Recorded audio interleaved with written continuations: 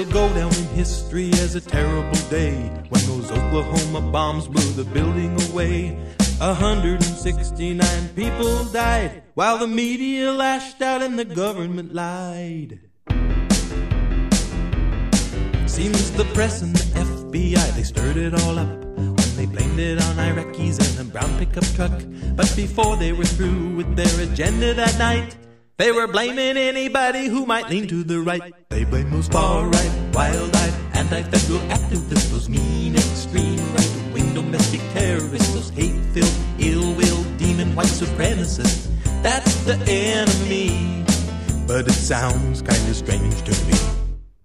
As they whipped up the witch and for a second John Doe, I heard President Clinton blasting talk radio. Seems he wants me to turn in anybody I meet who might listen to Chuck Carter as they drive down the street. 'Cause they're a far-right, wild-eyed, anti-federal activist, a genuine borderline neo-Nazi racialist, a Mossad jihad Christian fundamentalist. That's the enemy, so extreme, which means it could be you or me.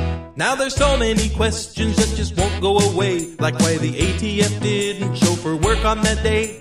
When asked by a lady why they didn't show up, they said, "If I were you, ma'am, I'd keep my mouth shut," and blame those far-right, wild-eyed, anti-federal activists, those paranoid, Sigmund Freud, schizoid isolationists. We like scapegoats, Christian fundamentalists. They're the enemy. Now if you're still a member of the NRA, then you best be very careful of the words that you say. You still can call your M14 a hunting gun, but don't ever call a federal cop a jackbooted thug. If you're a far-right, wild-eyed, anti-federal activist, a mean, extreme, right-wing domestic terrorist, a hate-filled, ill-will, demon white supremacist, a Mossad jihad Christian fundamentalist, a genuine borderline neo-Nazi racialist, a brainwashed, camouflaged, crazy Christian patriot, a paranoid, Sigmund Freud, schizoid isolationist, a homophobe, xenophobe,